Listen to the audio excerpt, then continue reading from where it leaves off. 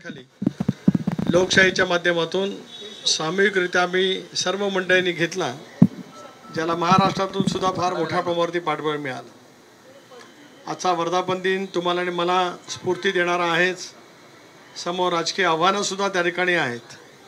पण 25वा वर्धापन दिन या ठिकाणी साजरा करत असतानाच पुढचं वर्ष आपल्या सर्वांच्या दृष्टिकोनातून कसोटीचं आहे।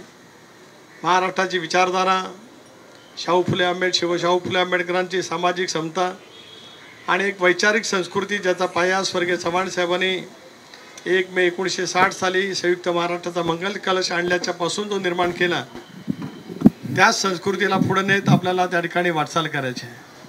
अशा वेळेला राष्ट्रवादी काँग्रेस पक्षाच्या माझ्या सर्वच कार्यकर्त्यांना मनपूर्वक हार्दिक शुभेच्छा देत असतानाच या विचाराचं आपण जतन करूया, ही संस्कृतीचं आपण जतन करूया।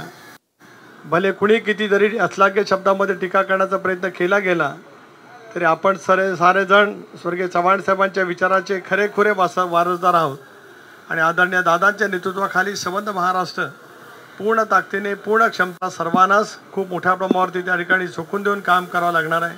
ओएसिस फर्टिलिटीच्या तज्ञांनी IVF उपचार पद्धतीद्वारे 1 लाखांहून अधिक जोडप्यांना मातृत्व प्राप्तीचा आनंद दिला आहे।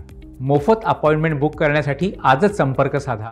धर्मनिरपेक्ष विचारधारा, सामाजिक बंधुत्व, देशाची अखंडता, एकात्मता हे सारं टिकवण्याच्या दृष्टिकोनातून काँग्रेस पक्षाचा कार्यकर्ता केवळ महाराष्ट्रामध्ये नव्हेच, नुकतंच आपण अरुणाचलमध्ये जे काही यश मिळवलेलं आहे, अरुणाचल प्रदेशामध्ये अजून एखाद्या राज्यामध्ये आपण ज्यावेळेला यश मिळवू ते काही यश दूर आहे असं मी मानत नाही। पुन्हा एकदा 26वा वर्धापन दिन ज्यावेळेला साजरा करू त्यावेळेला राष्ट्रीय स्तरावरची निवडणूक आयोगाची मान्यता मिळवूनच करू असा निर्धार करणं हेच आजचा वर्धापन दिनाचं मुख्य उद्दिष्ट आहे।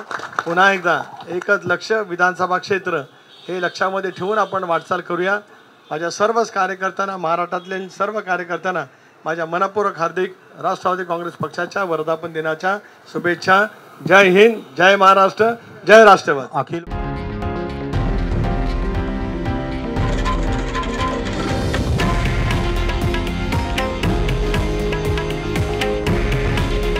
हे आहे देशातील नंबर 1 न्यूज नेटवर्क आणि आपण पाहत आहात TV9 मराठी। काळजी तुमची, हित महाराष्ट्राचं।